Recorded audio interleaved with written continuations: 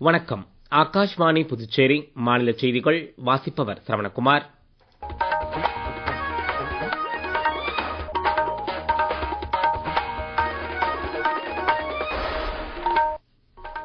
தலைப்புச் செய்திகள். எதிர்க்கட்சிகளின் அமளி காரணமாக இன்று நாடாளுமன்ற இரு அவைகளும் நாள் முழுவதற்கும் ஒத்திவைக்கப்பட்டன. பிரதமர் திரு நரேந்திர மோடி வரும் 26ஆம் தேதி ஞாயிற்றுக்கிழமை ஆகாஷ்வாணியின் மன் கி பாத் நிகழ்ச்சி மூலம் தமது எண்ணங்களை மக்களுடன் பகிர்ந்து கொள்கிறார். பசுமை ஹைட்ரஜன் துறையில் உலகில் முன்னணி நாடாக மேம்பட பொருத்தமான நிலையில் இந்தியா இருப்பதாக மத்திய இணையமைச்சர் திரு ஸ்ரீபத் யெஸ்ஸோ நாயக் கூறியுள்ளார். தன்னார்வ உடல் தானம் குறித்து காரைக்கால் ஜிப்மர் இன்று கோட்டுச்சேரியில் விழிப்புணர்வு நிகழ்ச்சி ஒன்றை நடத்தியது. இனி விரிவான செய்திகள். நீட் வினாத்தாள் முன்கூட்டியே வெளியான விவகாரம் குறித்து இன்று நாடாளுமன்றத்தில் எதிர்க்கட்சிகள் அமளி ஏற்பட்டதால் இரு அவைகளும் நாள் முழுவதற்கும் ஒத்திவைக்கப்பட்டன. மக்களவை முதலில் இருமுறையும் பிற்பகல் 2 மணிக்கு மேல் நாள் முழுவதற்கும் ஒத்திவைக்கப்பட்டது. மாநிலங்களவையிலும் அலுவல்கள் முதலில் 3 முறை ஒத்திவைக்கப்பட்டு பிற்பகல் 3 மணிக்கு மேல் நாள் முழுவதற்கும் ஒத்திவைக்கப்பட்டன. நீட் விவகாரம் குறித்து விவாதங்களை தவிர்க்கவே எதிர்க்கட்சிகள் முயல்வதாகவும் புதிய நிபந்தனைகளை அவர்கள் விதிப்பதற்கு இதுவே காரணம் என்றும் மக்களவையில் நாடாளுமன்ற விவகாரங்கள் துறை அமைச்சர் திரு கிரண் ரிஜிஜு கூறினார். நாடாளுமன்றத்தில் முறைப்படி விவாதிக்க தயார் என்பதை அரசு தெளிவுபடுத்திய பின்னரும் காங்கிரஸ் மற்றும் இதர எதிர்க்கட்சிகள் அலுவல்களை தடைப்படுத்துவதாக மாநிலங்களவையில் அவர் குற்றம் சாட்டினார். நாட்டில் இளைஞர்களின் நலன் மற்றும் எதிர்காலத்தை விட முக்கியமானது வேறெதுவும் இல்லை என்று பிரதமர் திரு நரேந்திர மோடி கூறியுள்ளார். தேர்வு வினாத்தாள் கசிந்து வெளியான பிரச்சனையில் சம்பந்தப்பட்டவர்கள் மீது கடும் நடவடிக்கை விரைந்து மேற்கொள்ளப்படுவதை விரைந்து உறுதிப்படுத்தும் வகையில் விரைவு நீதிமன்றங்களை அரசு அமைக்கும் என்று சமூக ஊடக பதிவு ஒன்றில் பிரதமர் அறிவித்துள்ளார். இதுகுறித்து தேவையான அனைத்து நடவடிக்கைகளையும் மேற்கொள்ள சம்பந்தப்பட்ட அதிகாரிகளுக்கு தாம் அறிவுறுத்தியிருப்பதாகவும் அவர் தெரிவித்துள்ளார். மாணவர் நலனை மேம்படுத்துவதற்கான தொடர் நடவடிக்கையின் ஒரு பகுதியாக இவ்வாறு முடிவு செய்யப்பட்டுள்ளதாகவும் இளைஞர்களின் எதிர்காலத்தை பாழாக்க முயல்பவர்களை அரசு சும்மா விடாது என்றும் பிரதமர் கூறியுள்ளார். விரைவு நீதிமன்றங்களை அமைப்பதற்கான பிரதமர் திரு நரேந்திர மோடியின் முடிவை மத்திய உள்துறை அமைச்சர் திரு அமித்ஷா உள்ளிட்டோர் வரவேற்றுள்ளனர். டெல்லி ஜந்தர் மந்தர் போராட்டத்தில் பெண் ஒருவர் உயிரிழந்ததாக கூறப்படுவதை டெல்லி போலீஸ் மறுத்துள்ளது. சம்பந்தப்பட்ட பெண் உயிருடன் இருப்பதாகவும் அவர் தற்போது டெல்லி ராம் மனோகர் லோஹியா மருத்துவமனையில் அனுமதிக்கப்பட்டுள்ளதாகவும் சமூக ஊடக பதிவில் டெல்லி போலீஸ் தெரிவித்துள்ளது. சரிபார்க்கப்படாத செய்திகளை பொதுமக்கள் நம்ப வேண்டாம் மற்றும் பகிர்ந்து கொள்ள வேண்டாம் என்றும் அதிகாரப்பூர்வ தகவல் தொடர்பு ஊடகங்களை மட்டுமே நம்பலாம் என்று கேட்டுக் கொள்ளப்பட்டுள்ளது. இதற்கிடையே போராட்டத்தில் ஈடுபட்டுள்ள மாணவர்களை மிரட்டுவது போல் பாதுகாப்பு அமைச்சர் பேசியதாக காட்டும் வீடியோ போலியானது என்று மத்திய அரசு தெரிவித்துள்ளது. இந்த வீடியோ செயற்கை நுண்ணறிவு மூலம் தயாரிக்கப்பட்டது என்றும் இந்தியாவிற்கு எதிரான பாகிஸ்தானிய பிரச்சார சக்திகளே இந்த வீடியோவை பரப்பி வருவதாகவும் பத்திரிகை தகவல் அலுவலகத்தின் உண்மை அறியும் பிரிவு தெரிவித்துள்ளது. எத்தனால் கலந்த பெட்ரோல் பயன்பாட்டினால் மோட்டார் வாகனங்களின் எஞ்சின் பழுதான பிரச்சனை அல்லது வாகனம் நின்று போன பிரச்சனை அதிகம் இல்லை என்று மத்திய அரசு தெரிவித்துள்ளது.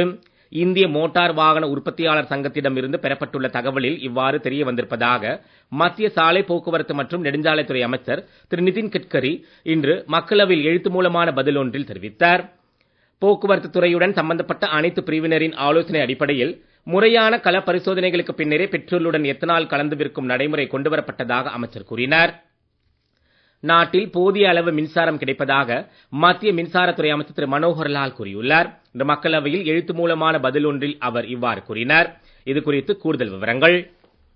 2014ஆம் ஆண்டிற்கு பின்னர் நாட்டின் மின்சார உற்பத்தி திறன் 324 கிகாவாட் அளவிற்கு உயர்த்தப்பட்டதால் இந்தியா மின் பற்றாக்குறை நாடு என்ற நிலையிலிருந்து மின்சாரத்துறையில் சுயசார்பு நாடாக மாறியிருப்பதாக மத்திய அமைச்சர் திரு மனோகர்லால் கூறினார். இவ்வாண்டு ஜூன் மாத நிலவரப்படி நாட்டின் மொத்த மின்சார உற்பத்தி திறன் 548 கிகாவாட்டை விட அதிகம் என்று அவர் தெரிவித்தார். 2014ஆம் ஆண்டிலிருந்து இதுவரை நாட்டில் சுமார் 2,18,000 மின்சுற்று கிலோமீட்டர் அளவிற்கு கூடுதல் மின் விநியோக பாதைகள் நிறுவப்பட்டுள்ளதாக அமைச்சர் மேலும் கூறினார். அறிவியல் தொழில் ஆராய்ச்சிகளுக்கான CSIR ஆய்வகங்களால் உருவாக்கப்பட்ட 4 புதிய தொழில்நுட்பங்களை CSIR நிர்வாகம் தொழில் நிறுவனங்களுக்கு வழங்கியுள்ளது. கிராமப்புற நீர் விநியோக திட்டங்களில் கண்காணிப்பு மற்றும் அளவீட்டு பணிகளை திறம்பட்ட முறையில் மேற்கொள்ள ஏதுவாக CSIR உருவாக்கியுள்ள IoT தொழில்நுட்ப வசதியும் வர்த்தக ரீதியிலான பயன்பாட்டிற்கு கொண்டு வரப்பட்டுள்ளது. புதுடெல்லியில் இன்று இது தொடர்பாக நடைபெற்ற நிகழ்ச்சியில் CSIR தலைமை இயக்குனர் டாக்டர் கலைச்செல்வி பேசுகையில் உள்நாட்டிலேயே உருவாக்கப்பட்ட புதிய தொழில்நுட்பங்களை தொழில்துறையினர் மற்றும் சமுதாயத்தின் தேவைக்கேற்ற படைப்புகளாக மாற்ற தாங்கள் முக்கியத்துவம் அளிப்பதாக கூறினார். நீங்கள் கேட்டுக்கொண்டிருப்பது மாநில செய்திகள். நேயர்கள் ஆகாஷ்வாணி செய்திகளை உடனுக்குடன் தெரிந்து கொள்ள எமது புதுச்சேரி மண்டல செய்தி பிரிவின் சமூக ஊடகங்களான @adnews_புதுவை என்ற எக்ஸ் பக்கத்திலும், all India radio news Puducherry என்ற பேஸ்புக் பக்கத்திலும், @RNU புதுச்சேரி என்ற யூடியூப் சேனலிலும் கேட்கலாம். செய்திகள் தொடர்கின்றன. பிரதமர் நரேந்திர மோடி வரும் 26ஆம் தேதி ஞாயிற்றுக்கிழமை ஆகாஷ்வாணியின் மன் கி பாத் நிகழ்ச்சி மூலம் தமது எண்ணங்களை மக்களுடன் பகிர்ந்து கொள்கிறார். பிரதமரின் இந்த 136வது மனதின் குரல் நிகழ்ச்சி ஞாயிற்றுக்கிழமை காலை 11 மணிக்கு ஆகாஷ்வாணி மற்றும் தூர்தர்ஷன் தொலைக்காட்சியில் அனைத்து அலைவரிசைகளிலும் ஒளிபரப்பாகும். AIR செய்தி இணையதளம் மற்றும் நியூஸ் ஆன் ஏர் மொபைல் செயலிலும் இந்த ஒளிபரப்பை கேட்கலாம்.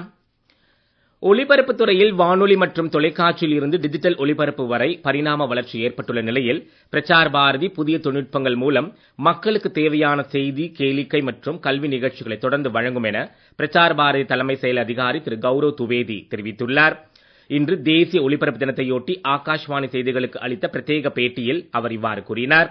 வேவ்ஸ் என்னும் பிரசார் பாரதியின் OTT தளத்தை தற்போது 1,10,00,000 பேர் பயன்படுத்தி வருவதாகவும் பயனர் எண்ணிக்கை தொடர்ந்து அதிகரித்து வருவதாகவும் அவர் தெரிவித்தார். பசுமை ஹைட்ரஜன் துறையில் உலகின் முன்னணி நாடாக மேம்பட பொருத்தமான நிலையில் இந்தியா இருப்பதாக புதிய மற்றும் புதுப்பிக்கத்தக்க எரிசக்தி துறையின் மத்திய இணையமைச்சர் திரு ஸ்ரீபத் யெஸ்ஸோ நாயக் கூறியுள்ளார். இன்று புதுடெல்லியில் 2வது பாரத் ஸ்கிரீன் ஹைட்ரஜன் உச்சி மாநாட்டில் வீடியோ செய்தி மூலம் ஆற்றிய உரையில் அவர் இவ்வாறு கூறினார். இது குறித்து கூடுதல் விவரங்கள்.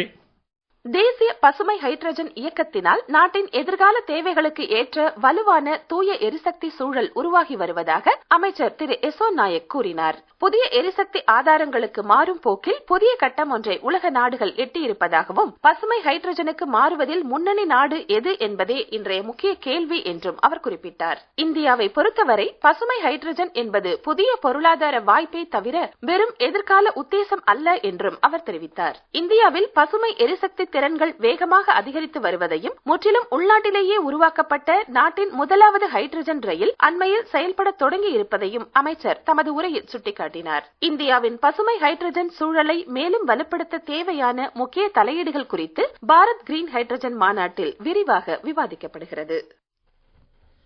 டெல்லி போராட்டத்திற்கு ஆதரவாக புதுச்சேரியில் ஆளுநர் மாளிகையை முற்றுகையிடும் நோக்கத்துடன் இன்று அஜந்தா சிக்னல் சந்திப்பில் இருந்து ஊர்வலமாக புறப்பட்டு வந்த இந்திய மாணவர் சங்கத்தினர் மற்றும் மாணவிகளை போலீசார் பாதையிலே தடுத்து கைது செய்ததால் பரபரப்பு ஏற்பட்டது. நீட் தேர்வு குளறுபடிகளுக்கு காரணமான மத்திய கல்வி அமைச்சர் ராஜினாமா செய்ய வேண்டும் என கோரியும் இக்கோரிக்கையை வலியுறுத்தி டெல்லியில் போராட்டத்தில் ஈடுபட்டுள்ள மாணவர்களுக்கு ஆதரவாகவும் புதுச்சேரியில் பேரணி நடத்தப்படுகிறது. சுய விருப்ப அடிப்படையிலான உடல் தானம் குறித்து காரைக்கால் கோட்டுச்சேரியில் உள்ள அண்ணா நகர் அங்கன்வாடி மையத்தில் காரைக்கால் ஜிப்மர் மருத்துவமனையின் உடற்கூறியல் துறையினர் இன்று விழிப்புணர்வு நிகழ்ச்சி ஒன்றை நடத்தினர். துறையின் பொறுப்பு அதிகாரி டாக்டர் சரண்யா தலைமையில் நடைபெற்ற நிகழ்ச்சியின் போது உடல் தானம் செய்வதற்கான தகுதிகள் மற்றும் பதிவு உள்ளிட்ட சட்ட நடைமுறைகள் குறித்து பொதுமக்களுக்கு எடுத்துக் கூறப்பட்டது. சந்தேகங்களுக்கு விளக்கம் அளிக்கப்பட்டது. புதுச்சேரி ஜிப்மரில் இருந்து நோய் எதிர்ப்பு சக்தி மற்றும் மூட்டுவலி சிகிச்சைக்கான சிறப்பு மருத்துவர் குழு வரும் சனிக்கிழமை காலை 10 மணி முதல் நண்பகல் 12 மணி வரை காரைக்கால் அரசு பொது மருத்துவமனையில் மருத்துவ ஆலோசனை மற்றும் சிகிச்சை அளிக்க உள்ளனர். காரைக்கால் பகுதி மக்கள் இந்த வாய்ப்பை நன்கு பயன்படுத்திக் கொள்ள வேண்டும் என மாவட்ட நிர்வாகம் கேட்டுக் கொண்டுள்ளது. தமிழக கடலோர பகுதிகளில் கீழ்மட்ட வளிமண்டலத்தில் பலவீனமான காற்றழுத்த தாழ்வு பாதை நிலவுவதாக சென்னை வானிலை ஆய்வு மையம் தெரிவித்துள்ளது. இன்று மேற்கு தொடர்ச்சி மலை மாவட்டங்களில் ஓரிரு இடங்களில் பலத்த காற்றுடன் கூடிய மிதமான மழை பெய்யக்கூடும் என்றும் வானிலை ஆய்வு மையம் தெரிவிக்கப்பட்டுள்ளது. தமிழகத்தின் இதர பகுதிகள் மற்றும் புதுச்சேரி காரைக்கால் பகுதிகளில் பலத்த காற்றுடன் கூடிய லேசானது முதல் மிதமான மழை பெய்யக்கூடும் என்றும் வரும் 29ஆம் தேதி வரை மழை நீட்டிக்கலாம் என்றும் எதிர்பார்க்கப்படுகிறது. வரும் 27ஆம் தேதி வரை தமிழ்நாடு மற்றும் புதுச்சேரி காரைக்கால் பகுதிகளில் அதிகபட்ச வெப்பநிலையில் குறிப்பிடத்தகுந்த மாற்றங்களுக்கான வாய்ப்பு குறைவுதான் என்றும் தெரிவிக்கப்பட்டுள்ளது. 23வது காமன்வெல்த் விளையாட்டுப் போட்டிகள் ஸ்காட்லாந்தின் கிளாஸ்கோ நகரில் இன்று மாலை தொடங்குகின்றன. இந்த 10 நாள் போட்டிகளில் இந்தியா உள்ளிட்ட 74 நாடுகளைச் சேர்ந்த அணிகள் பங்கேற்கின்றன. மீண்டும் தலைப்புச் செய்திகள். எதிர்க்கட்சிகளின் அமளி காரணமாக இன்று நாடாளுமன்றத்தில் இரு அவைகளும் நாள் முழுவதற்கும் ஒத்திவைக்கப்பட்டன. பிரதமர் திரு நரேந்திர மோடி வரும் 26ஆம் தேதி ஞாயிற்றுக்கிழமை ஆகாஷ்வாணியின் மன் கி பாத் நிகழ்ச்சி மூலம் தமது எண்ணங்களை மக்களுடன் பகிர்ந்து கொள்கிறார். பசுமை ஹைட்ரஜன் துறையில் உலகின் முன்னணி நாடாக மேம்பட பொருத்தமான நிலையில் இந்தியா இருப்பதாக மத்திய இணையமைச்சர் திரு ஸ்ரீபத் யெஸ்ஸோ நாயக் கூறியுள்ளார். தன்னார்வ உடல் தானம் குறித்து காரைக்கால் ஜிப்மர் இன்று கோட்டுச்சேரியில் விழிப்புணர்வு நிகழ்ச்சி ஒன்றை நடத்தியது. இத்துடன் செய்தி அறிக்கை நிறைவு பெறுகிறது. வணக்கம்.